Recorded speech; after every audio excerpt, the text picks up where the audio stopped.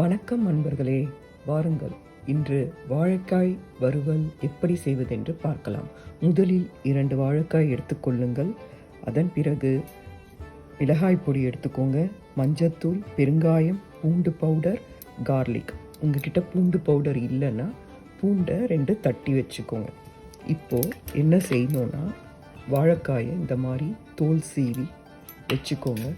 தோல் சீவி வச்சிட்ட பிறகு இதை இந்த மாதிரி கொஞ்சம் திக்காக ஸ்லைஸ் பண்ணிக்குவோம்.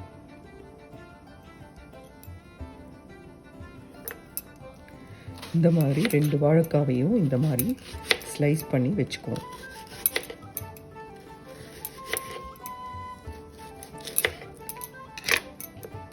பாருங்க, இந்த மாதிரி தான் கொஞ்சம் திக்காக இருக்கணும், இல்லைன்னா ஃப்ரை பண்ணும்போது உடஞ்சிடும். இந்த மாதிரி ஃப்ரை பண்ணி வச்சுக்கோங்க. ஃப்ரை பண்ணி வச்சிட்ட பிறகு என்ன பண்ணோன்னா, இந்த காரம் எல்லாத்தையும் ஒன்றா போட்டு தண்ணி போட்டு பேஸ்ட்டு மாதிரி ஆக்கிக்கணும். இதில் அதுக்கப்புறம் இதை தண்ணியில் போட்டு வாழைக்காவை வைக்கணும், இல்லைன்னா கருத்து போயிடும். அதுக்கப்புறம் நம்ம சமையல் செய்யும்போது இதிலேருந்து தண்ணியை வடிகட்டிட்டு செய்யணும். நறுக்கி வச்ச வாழைக்காவை இந்த மாதிரி 2 டம்ளர் தண்ணி போட்டு வேக வைங்க. இந்த மாதிரி வேக வச்சு ரொம்ப நேரம் வேக வச்சுட்டாதீங்க. அதனோட கலர் கொஞ்சம் லைட்டாக சேஞ்ச் ஆகும். சேஞ்ச் ஆனோடனே தண்ணியை ட்ரெயின் பண்ணி இதை தனியாக எடுத்து வச்சுக்கோங்க. இந்த மாதிரி வேக வச்சு எடுக்கிறதுனால என்ன ஆகும்னா, தேவையில்லாத வாயுக்கள்லாம் அந்த தண்ணியில் போயிடும். அதனால் உடம்புக்கு நல்லது. இந்த மாதிரி வேக வச்ச வாழைக்காவை தண்ணி வடிகட்டி எடுத்து வச்சுக்கோங்க. ஆறின பிறகு வாங்க எப்படி செய்யலான்னு பார்க்கலாம். வாங்க, வேக வைத்த வாழைக்காவை தண்ணி வடிகட்டிட்டு நான் உங்களுக்கு காட்டின அந்த மசாலா பொருட்கள் எல்லாம் கொஞ்சம் தண்ணி விட்டு நல்லா பேஸ்ட் மாதிரி கொஞ்சம் திக்காக பண்ணிவிட்டு அதில் இந்த வாழைக்காவை போட்டு நல்லா பெரட்டி எடுத்துக்கோங்க.